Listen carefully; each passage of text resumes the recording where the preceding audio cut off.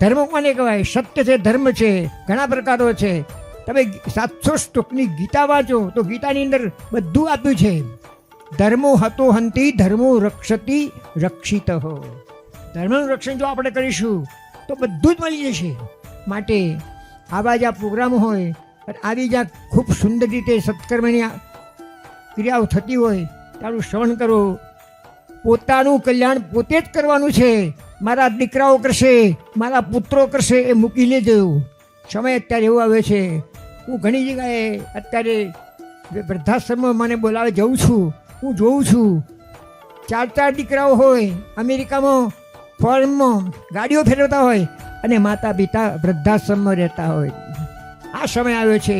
માટે હવે અમારા જેવાએ અને આવા મહાનુભાવો જોઈએ આ પ્રયત્ન કરવાનો છે કે સંતાનોને એવા સંસ્કાર આપો, પોતાની દીકરીઓને એવા સંસ્કાર આપો, પોતાની પુત્રવધૂને સંસ્કાર એવા આપો જેથી કરીને જીવનની અંદર મંગળ કાર્ય થાય.